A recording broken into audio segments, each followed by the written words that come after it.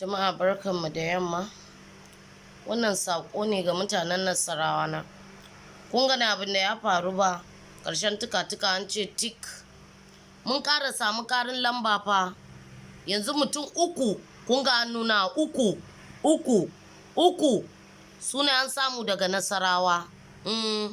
Kunda kunya yawo zage-zage unguwa da biki. Har yanzu na ji labari wasu na shiga lungu. Har yanzu na ji an ce ana taɗi. Samarin zamanin nan ba ku zauna a gida ba da kuma an ce kuna taɗi a hakan.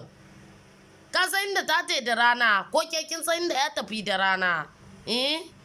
Gashin an fesa muku sansanta ta za ku ce rabu da mu ba sha nan ba. To yanzu dai uku ne da yamman nan. Uku ne an samu daga Nasarawa State. Saboda haka ku zauna a gida, ina yi da ku ne. Matan aure gobe juma'a ba zaki ci kurus to an hana biki. Sule ya ce ba biki ba suna. In an kama an ce ko dan siyasa ne za a kulle shi ne. Yawwa ba kwanaki na ji labarin 'yan siyasan da sun je taron bude menene ba an ji an aras ɗinsu. To ku zauna a gida. Ku zauna a gida ba gobe juma'a ba. Ci kurus ki ba shi wanka a gida. Mishi wanka. Na ce wani bayani ne. Mutanen Nasarawa ku zauna a gida. An samu mutum uku daga Nasarawa. Ni ban san daga ina ni ba karin biyu. Amma yanzu haka mutum uku na an samu.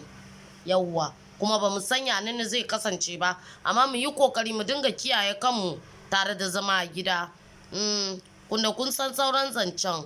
Na ce wani bayani ne don Allah don annabi muna gaya ma mutane su zauna a gida mu zauna a gida.